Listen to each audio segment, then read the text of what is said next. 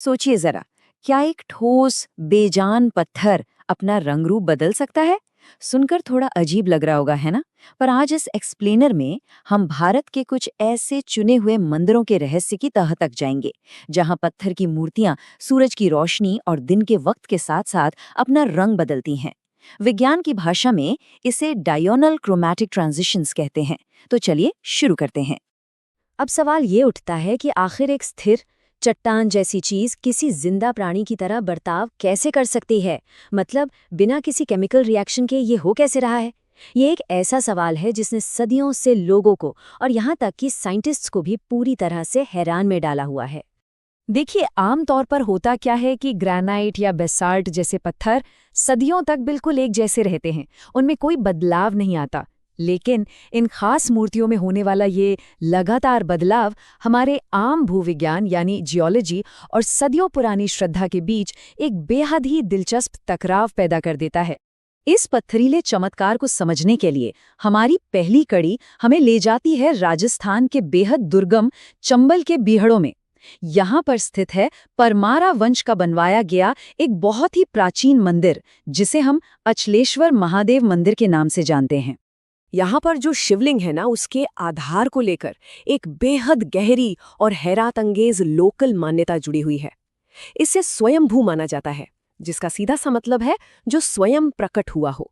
लोगों का कहना है कि एक बार खुदाई करने वालों ने इसका अंत ढूंढने के लिए दिनों तक जमीन खोदी, पर यकीन मानिए इस पत्थर का निचला हिस्सा आज तक किसी को नहीं मिला।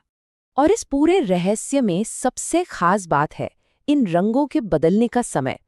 सुबह की पहली किरण के साथ ही ये पत्थर लाल रंग का दिखने लगता है, जो सृजन यानी क्रिएशन का प्रतीक है। जैसे ही दोपहर की कड़ी धूप आती है, ये केसरिया रूप ले लेता है, जो तपस्या दर्शाता है।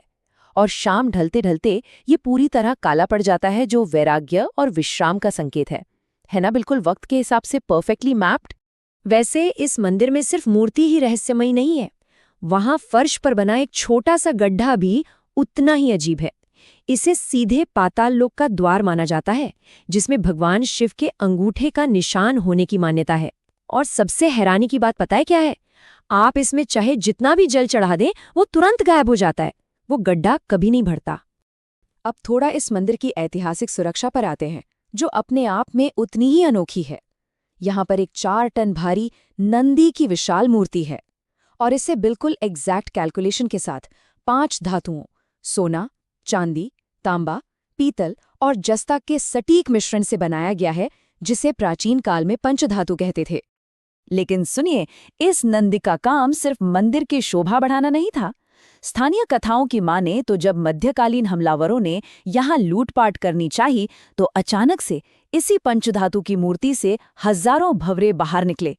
उन भंवरों के हमले ने सच में उन लुटेरों को वहां से भगा दिया, और मंदिर की बेहतरीन मार्बल कार्विंग्स तबाह होने से बच गई। खैर, सूर्य की किरणों और पत्थरों का ये खेल सिर्फ राजस्थान तक ही सीमित नहीं है। अगर हम मध्य प्रदेश के जबलपुर चलें, तो वहां पचमथा मंदिर में मां लक्ष्मी की 1100 साल पुरानी एक मूर्ति ऐसी सटीक जगह स्थापित है, जहां सुबह की सबसे पहली किरणें सीधे उनके पैरों को छूती हैं। ये सच में एक मुख्य तांत्रिक केंद्र है। और ये जो रोशनी और पत्थर का टकराव है ना, ये यहाँ सीधे तौर पर तंत्र विद्या से जुड़ा हुआ है। देखिए, सुबह के वक्त इसका सफेद रंग देवी की शुद्धता दर्शाता है। दोपहर होते होते ये पीला रंग ले लेता है, जो धन और समृद्धि का प्रतीक है। और शाम को दिखने वाला नीला रंग उनकी असीम शक्ति और रहस्यमयी रूप को उजागर करता है। अब इसमें सबसे दिलचस्प बात यह है कि इस मंदिर का पूरा ढांचा ही एक बेहद जटिल और सटीक आध्यात्मिक ज्यामिति पर बना है, जिसे हम श्री यंत्र के नाम से जानते हैं। ये दरअसल 9 आपस में गुंधे हुए त्रिकोणों का आकार है। ये ज्यामिति हमारे प्राचीन विज्ञान की गहराई को बहुत क्लियरली दर्शाती है। तो इन सभी तथ्यों को देखने के बाद एक बड़ा वैलिड सवाल उठता है, क्या इस मूर्ति को जानबूझकर वास्तुशास्त्र के अनुसार एक ऐसी सटीक जगह पर रखा गया था? ऐसी जगह जहां गोल्डन रेशियो और ज्यामिति का यूज करके रोशनी और मनुष्य की चेतना के बीच एक परफेक्ट तालमेल बिठाया जा सके? ये जरूर सोचने वाली बात है। चलिए, अब भारत के इस पत्थरीले रहस्य की कड़ी हमें थोड़ा और आगे दक्षिण भारत की तरफ ले चलती है। तमिलनाडु में कुंभाकोनम के पास स्थित कल्याण सुंदरेश्वर मंदिर में, जहां ये चमत्कार एक बिल्कुल ही नए और भी हैरान करने वाले स्तर पर पहुंच जाता है। ये मंदिर सदियों पुरानी चोला राजवंश की विरासत संभाले हुए है। क्यों? क्योंकि अब तक हमने सिर्फ 3 रंगों के बदलने की बात की थी, राइट? लेकिन इस मंदिर में मौजूद पत्थर हर दिन 3 नहीं बल्कि पूरे 5 बार अपना रूप बदलता है। 5 बार! ये किसी भी आम साइंटिफिक थ्योरी को पूरी तरह से ध्वस्त कर देता है। अगर आप दिन भर की इसकी रूपरेखा देखें तो रंगों की एक पूरी ध्यान खींचने वाली श्रृंखला नजर आती है। सुबह 6 बजे ये बिल्कुल तांबे जैसा दिखता है, फिर थोड़ी देर में हल्का लाल और दोपहर आते आते एकदम पिघले हुए सोने जैसा रूप ले लेता है।